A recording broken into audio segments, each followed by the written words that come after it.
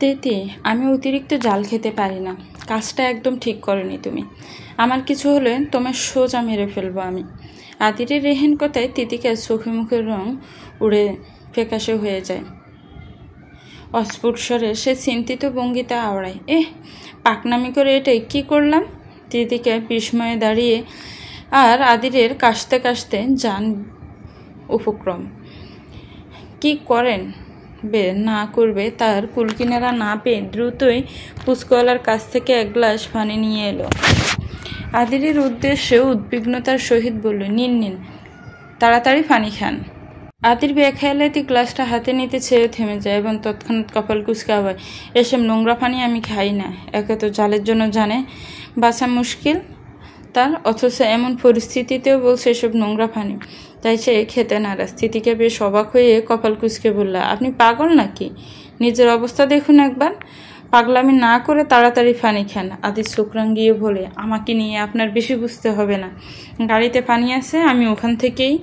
তিতিকার চোখ মুখ বিরক্তিতেও কুচকে যায়। এমন কি আছে এই পানিতে যে এত ঢং করতে হবে? তিতিকে বিরক্ত নিয়ে ফুচকলার উদ্দেশ্যে আওড়ায়, মামা এই পানি কোথায় থেকে এনেছেন? ফুচকলা এতক্ষণ তাকিয়ে তাকিয়ে দুজনেরই কাহিনী দেখছিল। সেও বুঝতে পারছিল না এদের কি করা উচিত। আচমকা তিতিকার প্রশ্নে তিনি ইতস্তস্বরে আওড়ায়, ওই যে মামা, ওইখানে টিউবওয়েল আছে, ওইখান থেকে আনা। কিন্তু চিন্তা করেন না, পানি ভালো আছে, কলের পানি একদম ফ্রেশ। ব্যক্তিটির কথায় তিতিকা আশ্বস্ত হয়, কিন্তু আদির তা মানতে না যাচ্ছে। এরই মধ্যে তিতিকা আদিরের মুখের কাছে গ্লাস ধরে আবারও বলে, শুনেছেন, একদম ভালো পানি, তাড়াতাড়ি খান, কিচ্ছু হবে না। বললামই তো আমি আদিরের কথা এবার শেষ হয় না। তিতিকার মেজাজ বেজায় খায়। সে আচমকা এক হাতে আদিরের গাল চেপে ধরে এবং অন্য হাতে গ্লাসটা নিয়ে সোজা আদিরের মুখের ধরে সম্পূর্ণ পানিটা খাইয়ে সে ক্ষান্ত হয়। নিমিষে আদিরের চোখ মুখ কুচকে যায়। জালের জন্য না হলেও রাগে তার মুখ নিমিষে রক্তিম হয়ে ওঠে। হিসিয়ে সাফা স্বরে সে তিতিকার উদ্দেশ্যে আওড়ায়, তিতিকে সেসবে বিশেষ কোনো পাত্তা না দিয়ে নিজের মতো উৎসুক কণ্ঠে বলে, জাল কমেছে? তিতিকা রেহেন অভিব্যক্তিতে আদিরের সোয়াল শক্ত করে। কোনো মতে নিজেকে দমিয়ে ফুচকওয়ালা টাকাটা দিয়ে দেয়। সেখানেও টাকা দেওয়া নিয়ে তিতিকা বাজার সারতে নিলে আদির আচমকা তার হাত চেপে ধরে, আড়ালে হাত ধরে খিচে নিজের পাশে দাঁড় করায়। তিতিকা বুঝে যায় এই খারুশ এবার সত্যিই রেগে বোম হয়ে গিয়েছে। সেও আর কথা বাড়ানোর সাহস পায় না। অন্যদিকে টাকা মিটিয়ে দিয়ে আদির তাকে এক প্রকার টেনে রাস্তার অন্য প্রান্তে নিজের গাড়ির কাছে নিয়ে যায়। তিতিকাকে বসিয়ে দিয়ে নিজেও তৎক্ষণাৎ ড্রাইভিং সিটে বসে পড়ে। আদির দ্রুত গতিতে গাড়ি থেকে পানির ইনটেক বোতলটা বের করে ও নিমেষেই পুরোটা খালি করে দেয়। আদিরের এমন ভাবগতিতে তিতিকা আরও বেশি ভীত হয়। আদিরের পানি খাওয়া শেষ হতেই তিতিকে ইতস্তস্বরে আওড়ায়, দেখুন, আমি আপনার ভালোর জন্যই সরি। তিতিকার অসম্পূর্ণ কথা শেষ হতে না হতেই আদির তীব্র রাগান্বিত চাউনিতে তার দিকে ফিরে তাকায় এবং আচমকিক নিজের হাতে থাকা পানির বোতলটা দুমড়ে মুচড়ে নষ্ট করে ফেলে। যা দেখে তিতিকার কলিজার পানি এমনিতেই শুকিয়ে যায়। কি যেন ভেবে সে আচমকা গাড়ির দরজা খুলতে উদ্বিগ হয়। যা দেখা মাত্র আদির কপাল কুঁচকে যায়। অথচ তিতিকার ততক্ষণে নিজের মতো বলতে শুরু করেছে, বলছিলাম আমি হেঁটে হেঁটেই অফিসে চলে যাব। তিতিকার কথা শেষ হতে না হতেই আদির আচমকা তার দিকে এগিয়ে আসে। আচমকা নিজের এক হাত তিতিকার পাশের দরজাটার গ্লাসে রাখে, অন্য হাত তিতিকার মাথার কাছে। শান্ত গম্ভীর দৃষ্টি নিক্ষেপ করে তিতিকার উদ্দেশ্যে চাপা স্বরে আওড়ায়, স্মৃতি, অতিরিক্ত কোনো কিছুই আমার পছন্দ নেই। সবসময় নিজের লিমিটে থাকার চেষ্টা করো। একে তো সবসময় অতিরিক্ত পাকনামি করো, তার মাঝে তোমার অহেতুক জেদ আর তেজ তো আছে। একদিন তোমাকে দূরে এমন শায়েস্তা করবো, মাথা থেকে পাকনামি করার ভূত সারা জীবনের জন্য নেমে যাবে। আদির তার তিতিকার মাঝে দূরত্বটা বেশ ক্ষীণ। আদিরের শীতল গম্ভীর অপলক চাহনিতে তিতিকার জান বেরিয়ে যাওয়ার উপক্রম। কোনো মতো চোখের ফাঁপড়ি জাপড়ে সে আওড়ায়, সরি তো বললামই। তিতিকার কথা শেষ হতে না হতে আদির নিষ্প্রিয় বলল, কথা কম বলবে।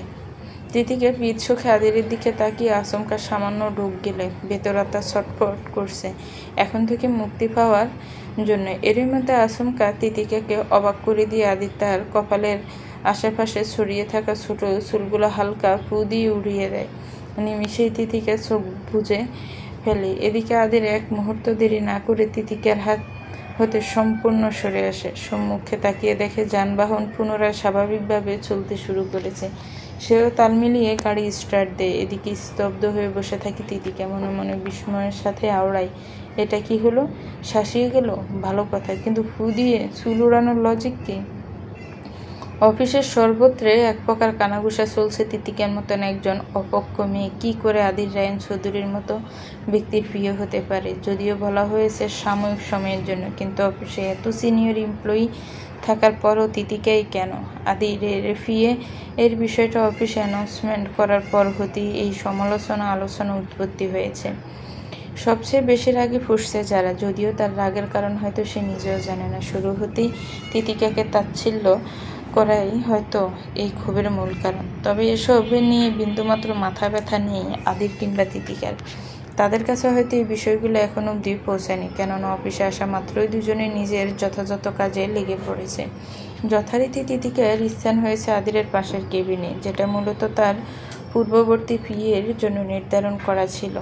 অন্যদের কেবিন থেকে আদিরকে দেখা গেলেও তার কেবিন হতে বেশ স্পষ্টভাবে আদিরকে দেখা যায়। তেমনি আদিরের ক্ষেত্রেও তাই। তিতিকে নিজের যথাযথ কাজগুলো সব শেষ করে আদিরের কেবিনের এগিয়ে যায়। এতক্ষণ কাজের ফাঁকে কয়েকবার চোখ পড়েছিল তার দিকে, কিন্তু আদিরের এত গাম্ভীর্যতায় তিতিকে বেশ অবাক হলো। তখনকার ঘটনার পর আদিরের সাথে তার একটি কথাও হয়নি।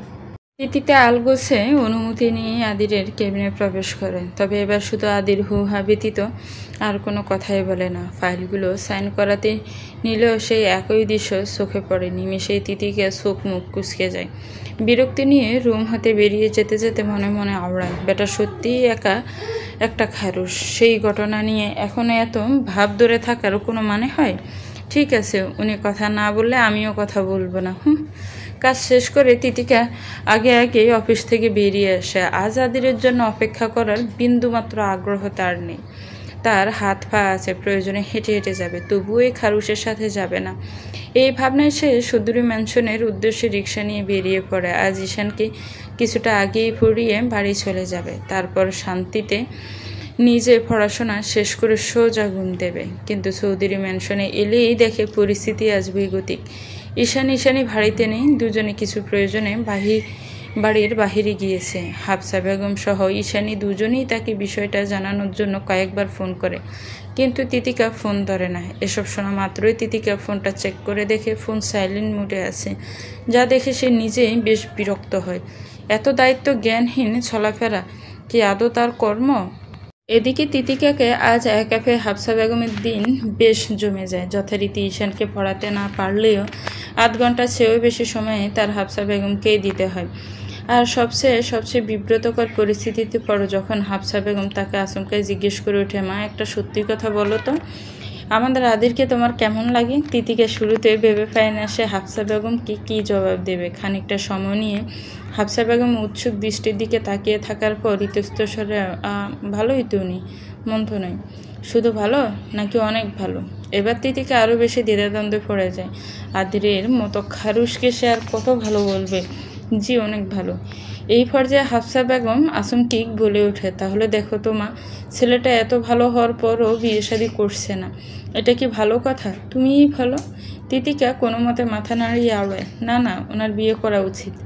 নিজের মতে সায় পেয়ে হাফসা বেগম বেশ খুশি হলো। পরক্ষণেই সে বলে উঠল, তুমি জানো ওর জন্য আমরা কত মেয়ে দেখেছি, সবই সুন্দর মাশাল্লাহ, কিন্তু তোমাকেই আমার বেশ মনে ধরেছিল। আমি তোমার কথা আদিরকেও বলেছিলাম, কিন্তু সে বলল তুমি নাকি তার অনেক ছোট, হাঁটুর বয়সী, তাই বিয়ে করা সম্ভব না। নিরাশ হয়ে শেষমেশ তাই মানলাম, কিন্তু এরপর আর কাউকেই তেমন পছন্দ হচ্ছে না।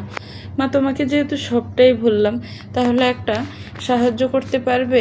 যদি তোমার মতোই একটা সুন্দরী মেয়ের খোঁজ পাও, তবে আমাকে একটু জানিও। আমি জানি তোমার পছন্দ আরও বেশি ভালো হবে আদিরের জন্য। এক নিমিষে হাফসা বেগমের এত সহজ সরল কথাবার্তা তিতিকা কেসে উঠল। কি বলবে সে নিজে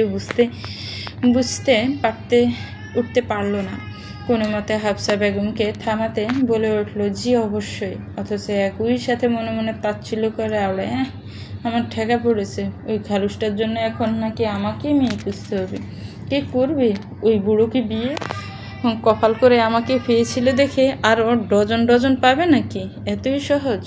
আমি ছাড়া ওই খারুসটার কপালে শাকচুন্নিও জুটবে না। তিতিকা মেজাজ বিগড়ানো অবস্থাতেই চৌধুরী ম্যানশন হতে বেরিয়ে পড়লো। হুটহাট কারণ ছাড়াই তার বেশ রাগ হচ্ছে। রাগে মাথাটাই যেন পুরো ফেটে যাচ্ছে। এরই মধ্যে সে সিদ্ধান্ত নেওয়া হেঁটে হেঁটেই বাড়ি যাবে। টিউশনি তো আর পড়ানো হলো না, তাই হেঁটে যাওয়াই ভালো উপায়। মূলত রাগ কমাতে এটা তার উদ্ভট সিদ্ধান্ত। এই ভেবে তিতিকে রাস্তার কিনারা দিয়ে হেঁটে চলছিল। চারপাশে বিকাল গড়িয়ে সন্ধ্যা নামতে চলেছে। অবশ্য অন্যান্য দিনের মতো আজ খুব বেশি সন্ধ্যা হওয়ার কথা নয়। তিতিকের ধ্যান আকাশে পাশে নেই। সে না মনে মনে ভাবছে তাতেই সে মগ্ন। জনবহুল রাস্তা পেরিয়ে যখন সে শুনশান গতিতে প্রবেশ করে সে নিজেও টের পেল। অবশ্য টের পেলেও বা কি এসে যায়? তিতিকে তো আর এই শহরের অন্ধকার দিকগুলোর সাথে এখনো পরিচিত হয়নি। তিতিকে গলি পেরিয়ে বড় রাস্তার দিকে যাওয়ার জন্য উদ্বেগ। এরই মাঝে সে খেয়াল করে এই জায়গাটা বেশ অন্ধকার। দুপাশে বড় বড় দালান আর মাথার উপর সরু জায়গাতে ঝুলছে অসংখ্য কালো রঙের তার। অজান্তে এক অদ্ভুত বয়সে তার মাঝে ভিড় জমায়। এটা কেন হলো তা নিয়ে সে নিজেও অবগত নয়, তবে নিমিষে মনে হতে লাগলো তার বেখেয়ালি চলাফেরায় একটু সচেতন হওয়া উচিত। কখন কি হয়ে যায় বলা তো যায় না। এই ভাবনায় সে মাথাটা নুইয়ে দ্রুত পায়ে হাঁটতে লাগলো। এরই মধ্যে ব্যাগ হতে তার ফোনে রিংটং বেজে উঠল। কিছু সময়ের জন্য থেমে ফোনটা বের করতেই দেখে ছোট ফোনটার স্ক্রিনে স্পষ্ট করে লেখা খারুস রায়ন চৌধুরী। আদিরের কথা শুনে আজই সে তার ফোন নাম্বারটা সেভ করেছে। তবে এ সময় আদিরকে ফোন দিতে দেখে সে নিমিষে তাচ্ছিল্যের সহিত মৃদু হাসে এবং কলটা রিসিভ করেই বলে, আসসালামু আলাইকুম। সালামের উত্তর দিবেন, নয়তো কল কেটে দেব।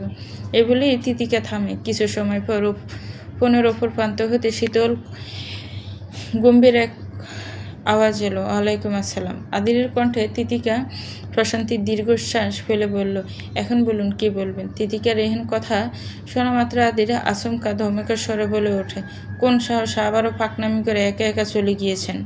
কতবার বলেছি আপনার এসব পাকনামি বন্ধ করুন। আচমকা আদিরের এহেন অভিব্যক্তিতে তিতিকার কপাল কুঁচকে যায়। সেও বেশ কড়া স্বরে বলতে শুরু করে, যে সাহসেই যায় না কেন তাতে আপনার কি?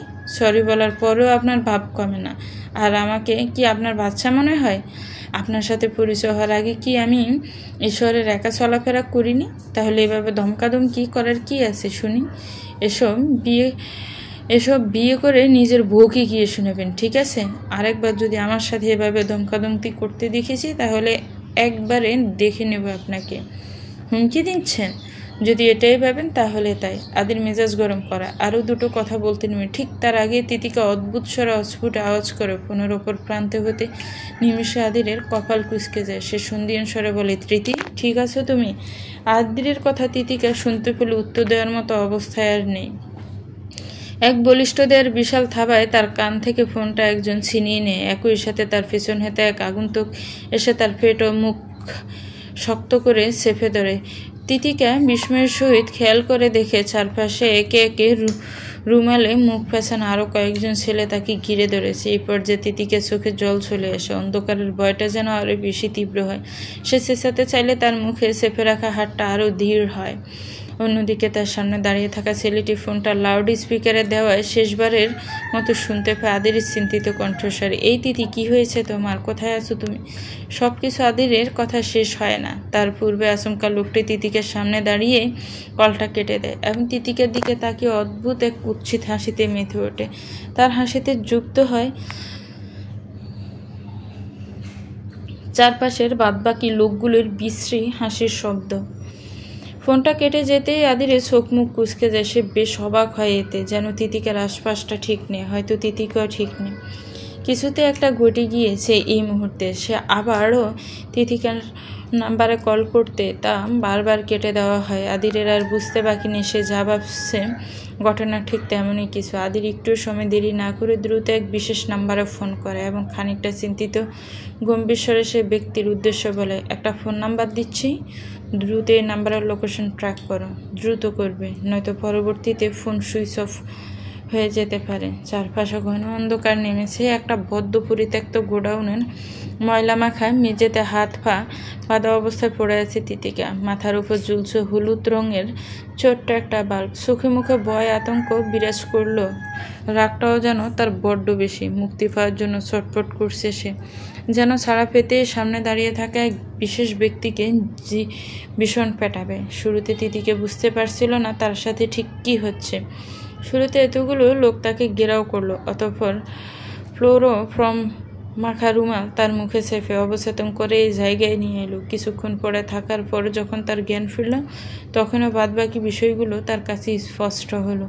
সেই রাফসান আর তার ভার্সিটির সিনিয়র মিলে এই কাজ করেছে। আর আশ্চর্যজনক ব্যাপার, এই কাজের সাথে দুজন মেয়েও রয়েছে যারা তিতিকাকে তাদের সাথে মিলেই নানান অপমান করেছে। তিতিকার বিস্ময় যেন কাটছে না। মানুষ এতটা জঘন্য কী করে হতে পারে? সবচেয়ে বেশি ঘৃণা হচ্ছে রাফসানের প্রতি। আজ সকালেই যে মানুষটা এত ভালো ব্যবহার করলো, সেই এখন এসব কাজের মূল লিডার। তিতিকার রাগে বিস্ময়ে চোখ বেয়ে দুফোঁটা জল গড়িয়ে পড়ে।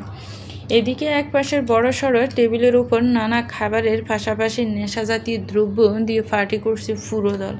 মাঝে মধ্যে অবশ্য তিতিকাকে দূর হতে চেয়ে দেখতে দেখতে বিশ্রী হাসিতে মেতে উঠছে। অন্যদিকে রাফসান সহ আরও একটা ছেলে তিতিকের দিকে এগিয়ে আসে। রাফসান তিতিকের সামনে হাঁটু গেড়ে বসে, তার মুখের কাছে মুখ নিয়ে আওড়ায়, জান কেমন লাগছে? রাফসান এই কথা বলতে না বলতে তিতিকে আচমকা তার মুখে থুতু ছুঁড়ে মারে। নিমিষে রাফসান চোখ মুখ কুঁচকে পাশে মুখ ফিরিয়ে নেয়। তার পাশে দাঁড়িয়ে থাকা ছেলেটার রাগে তার দিকে দিয়ে এলে রাফসান তাকে আটকায় এবং বিস্তৃত জোরপূর্বক হেসে তিতিকার উদ্দেশ্যে চাপা স্বরে বলে, ওকে আগে আমি খাবো, তারপর তোরা। এর এক পর্যন্ত আমি ছাড়া ওকে কেউ স্পর্শ করবি না। রাফসানের রেহেন কথায় তিতিকা অবাক চোখে তার দিকে তাকায়। মাথা কাজ করছে না এই মুহূর্তে। সে এদের থেকে কিভাবে বাঁচবে? এরই মধ্যে রাফসানের কথা হয়তো শুনতে পেয়ে মেয়েদের মাঝে একজন জোর গলায় বলে ওঠে, ওকে ভালো মতো ট্রিটমেন্ট দিবি, শালের শরীরে যত তেজ আছে সব নামিয়ে দিবি। শিক্ষিত ভদ্র পোশাকের ভেতরে যে কারো এত কুৎসিত রূপও থাকতে পারে তিতিকা তা কল্পনাও করেনি। একটা মেয়ে হয়ে কিভাবে সে এই কথাগুলো বলতে পারলো? তিতিকার চোখ বেয়ে এবার আপনা আপনি জল নেমে এলো। কান্নায় তার বুক বার হয়ে এসেছে। যা দেখা মাত্রই রাফসান মৃদু হেসে বলল, ভয় পাচ্ছ জান? মোটেও ভয় পেও না। আমি তোমার সাথে যাই করব অনেক যত্ন নিয়ে করব। দেখবে তুমি একটুও ব্যথা পাবে না। তুমি এত সুন্দর না হলে কি তোমাকে আমি পছন্দ করে এখানে নিয়ে আসি? এই বলতে না বলতে রাফসান তিতিকার দিকে হাত বাড়ায়। তিতিকা বিস্ময়ে কেঁপে ওঠে নিমেষে। তবে যেমনি অত্যধিক রাগে চিৎকার করতে নিয়েছে, অমনি রাফসান তার বুকের ওড়নাটা টান দিয়ে খুলে ফেলে এবং তৎক্ষণাৎ তিতিকার মুখ জড়িয়ে এক পাশে তার গলা চেপে ধরে আওড়ায়, শালি বেশি দেমাগি হয়েছ। এমন হাল করব না, তোর বেঁচে থাকতেই ঘৃণা হবে।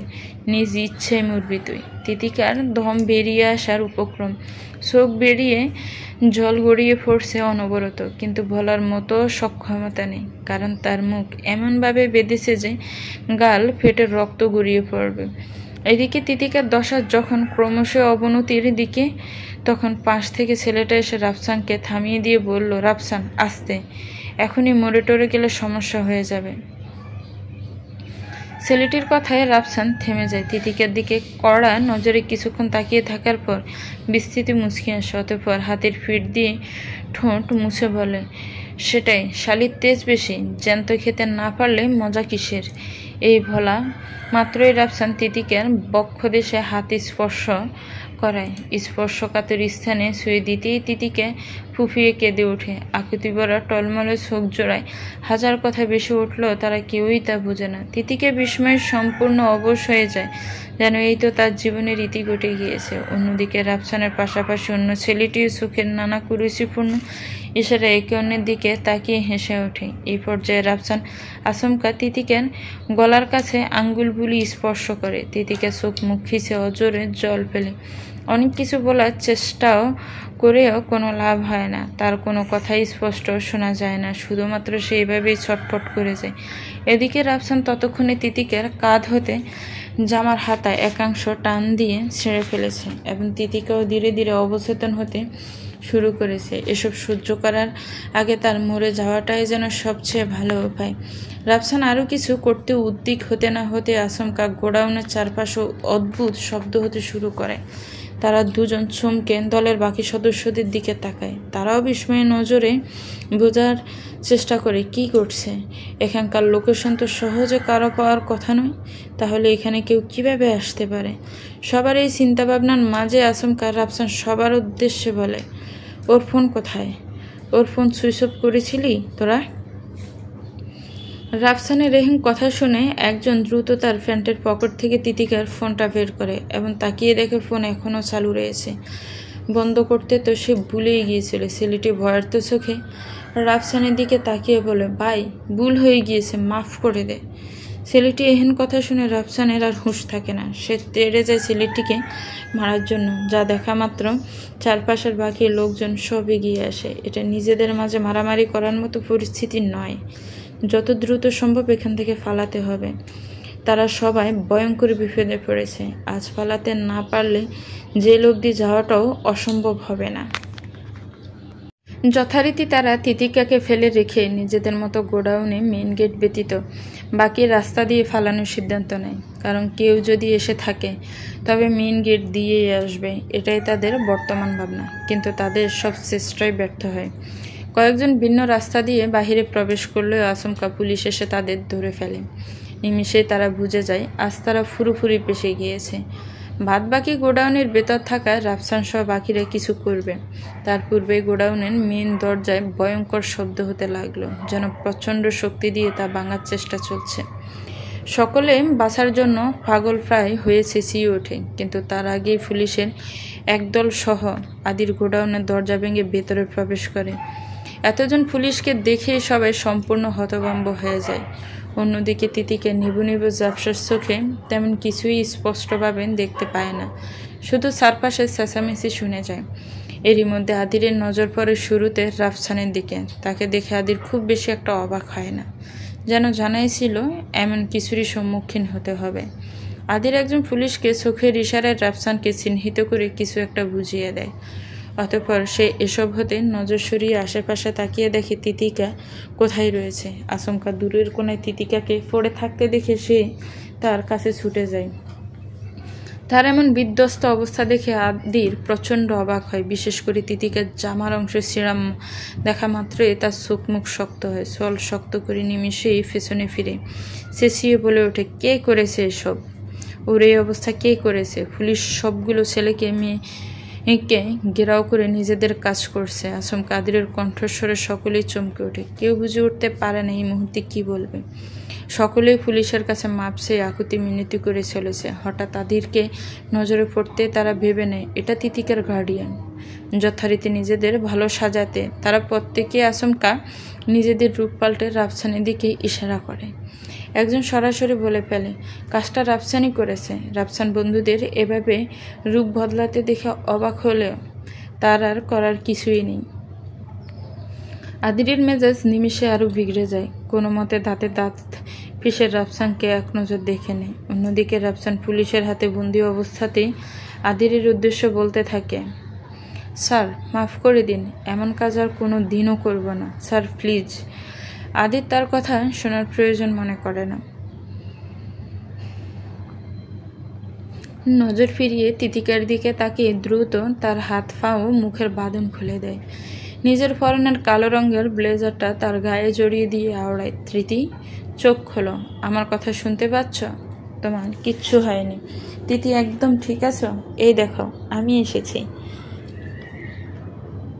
তোমার কিছুই হতে দেব না আমি।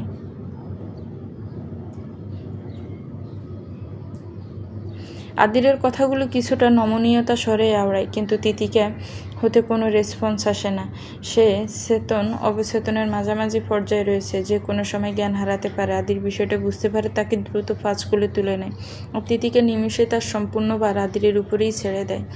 আদির দ্রুত গাড়িতে ড্রাইভ করছে, তবে আজ তার গন্তব্য তিতিকার বাড়িতে নয়, বরং সৌদির ম্যানশনে। তিতিকা এক প্রকার অর্ধচেতন অবস্থায় তার কাঁধে মাথা ঠেকিয়ে বসে রয়েছে, একই সাথে বিড় করে অনেক কথা বলে যাচ্ছে, যার কোনোটাই আদির স্পষ্ট বুঝতে পারছে না।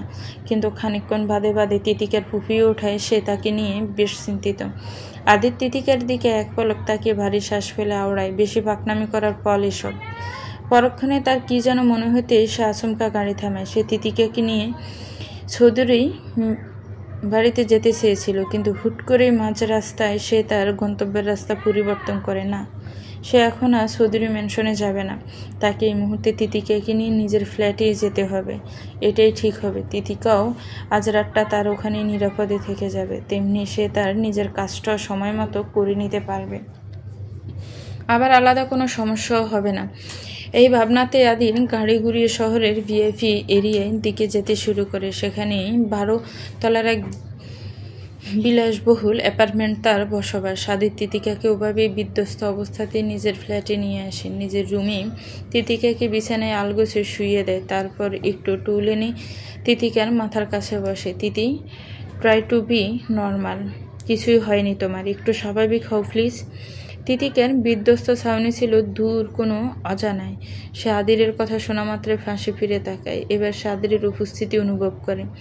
4-5টা একবার নজর বুলিয়ে আদিরের উদ্দেশ্যে আওড়ায়। এটা কোন জায়গা? কোথায় নিয়ে এসেছেন আমাকে? তৃতি, এটা আমার নিজস্ব ফ্ল্যাট। চিন্তা করো না, আমি তোমার সাথেই আছি। আদিরের এহেন অভিব্যক্তিতেও তিতিকা ঠোঁট চেপে আওড়ায়। বাড়ি যাব আমি। তিতিকার মানসিক অবস্থা সম্পর্কে আদির ঠিকই বুঝতে পারে। যথারীতি সে তিতিকার একটা হাত নিজের কাছে টেনে মুঠোবদ্ধ করে আওড়ায়। বললাম তো, আমি আছি তোমার সাথে। আমার প্রতি এটুকু ভরসা রাখো প্লিজ। তুমি এখানে একদম নিরাপদ। আদিরের কথাগুলো তিতিকা মনোযোগ দিয়ে শোনে। তবে কিছুক্ষণ তার দিকে তাকিয়ে থাকার পরপরই আচমকা ফুঁপিয়ে কেঁদে ওঠে এবং পাশে মুখ ফিরিয়ে নেয়। আদির এসব দেখে দীর্ঘশ্বাস পেলে। তিতিকার হাতটা আরও শক্তভাবে আঁকড়ে তার উদ্দেশ্যে নমনীয় স্বরে আওড়ায়। তিতি, বি স্ট্রং, কিচ্ছু হয়নি তোমার। তুমি। আদিরের কথা শেষ হতে না হতে তিতিকা আদিরের দিকে মুখ ফিরিয়ে তাকায়। কান্না আটকে ঠোঁট চেপে বলে, ওরা আমার গায়ে হাত দিয়েছে। ওই শয়তানটা আমার বুকে অনেক বাজেভাবে স্পর্শ করেছে। এই বলে এসে ঠোঁট উল্টে ফুঁপিয়ে কেঁদে ওঠে। অন্যদিকে আদির বিস্ময়ের সাথে তার দিকে তাকিয়ে থাকে। ক্রমশ তার পশ্চাৎক সাফা লাগে দরুণ রক্তিম বর্ণ ধারণ করে। কোনো মতে নিজেকে স্বাভাবিক রেখে সে তিতিকাকে বোঝানোর উদ্দেশ্যে তার মাথায় আলতোভাবে হাত রাখে।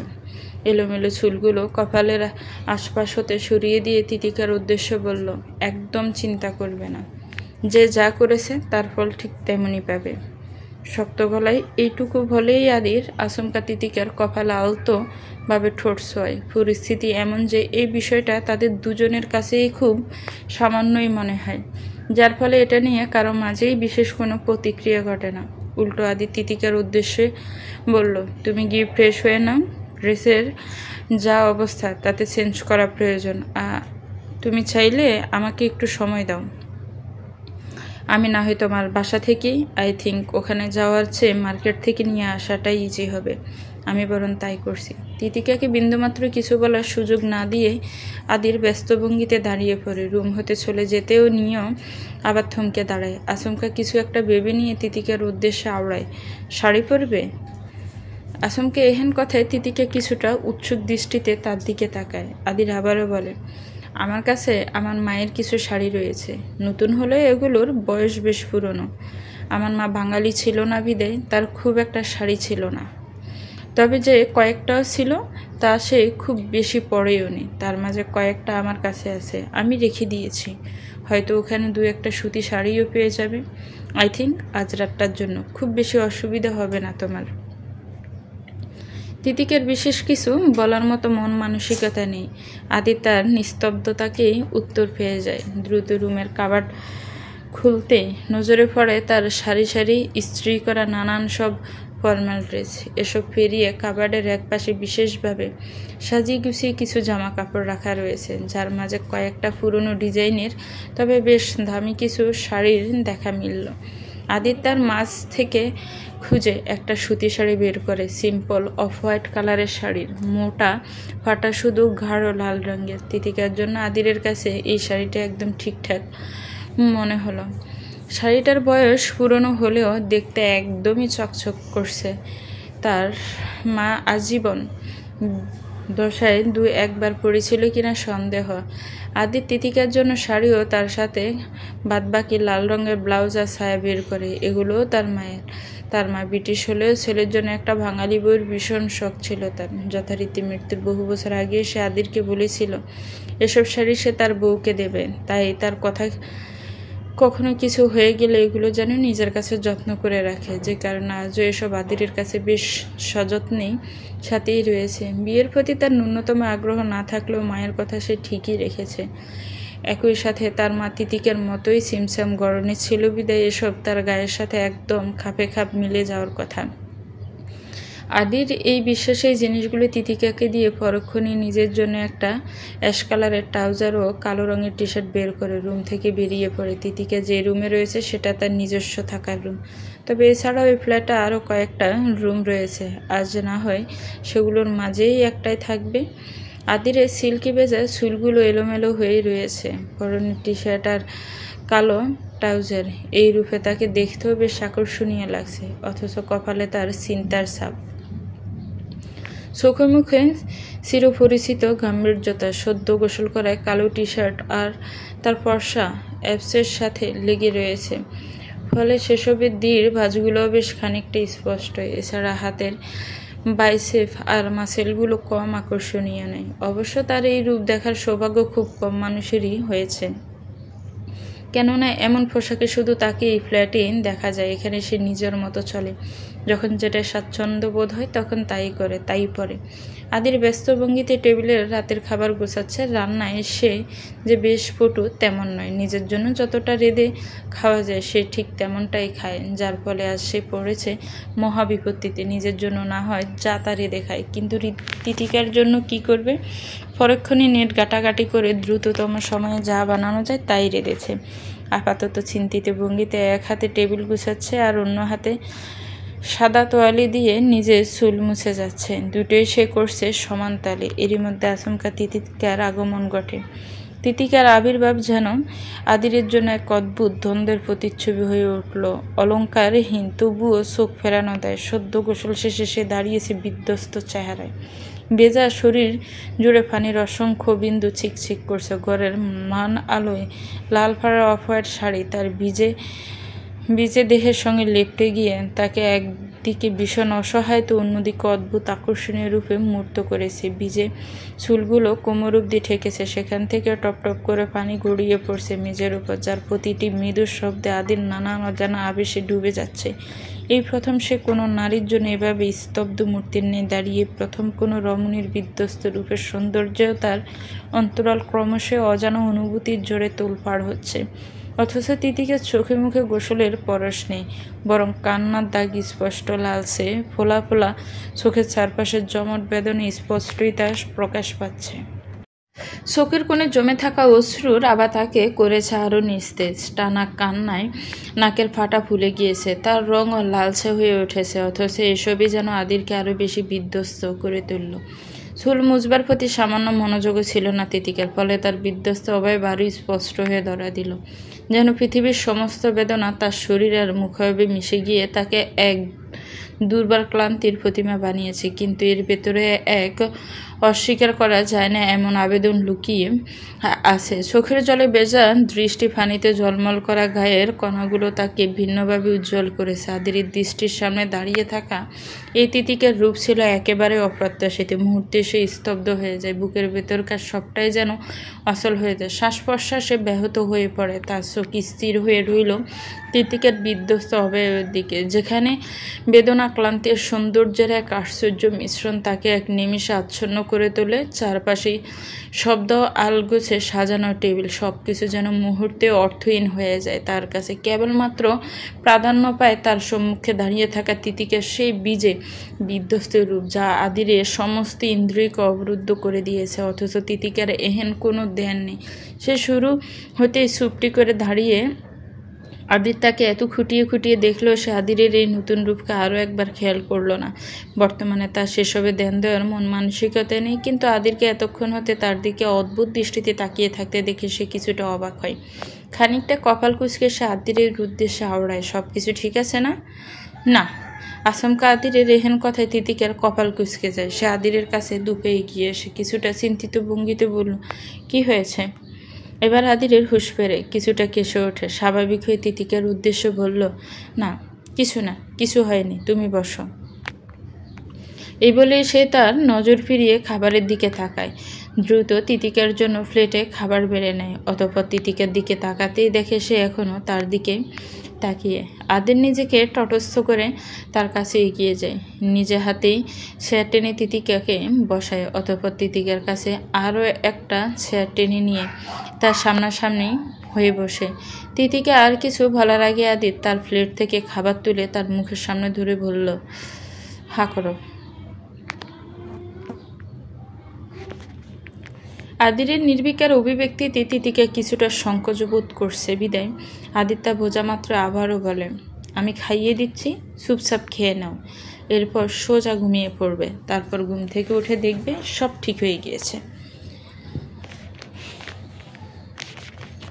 তিতিকা আর কিছুই বলে না, সে চুপচাপ আদিরের হাতেই খেতে লাগলো। এরই মধ্যে আদির সামান্য মৃদু হেসে বলল, আমার রান্নার স্কিল খুব একটা ভালো না, আশা করি খেতে খুব বেশি অসুবিধা হচ্ছে না। আদিরের কথা শুনে তিতিকে শুধু এক পলক তার দিকে তাকায়, পরক্ষণে আবার নিজের বিষণ্ণ ধ্যানে মগ্ন হয়, যা দেখে আদির ভারী শ্বাস পেলে। কিছুক্ষণ সময় ফিনফতন নীরবতার পর আদির স্বাভাবিক স্বরে আবারও বলে, পাশের ফ্ল্যাটটা খালি হয়ে যাচ্ছে।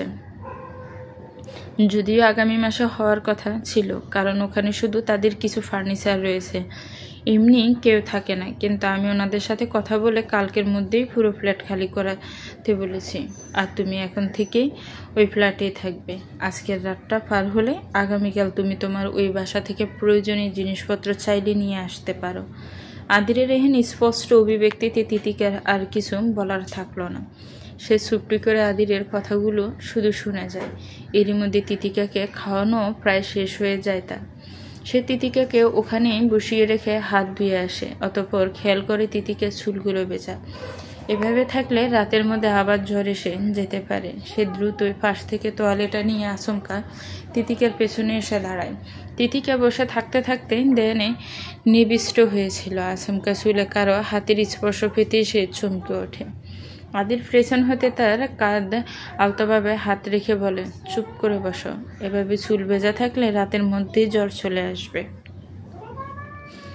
এ বলেই সে দু হাতে ভীষণ যত্নের সাথে তার চুলগুলো তোয়ালি দিয়ে মুছে দিতে থাকে।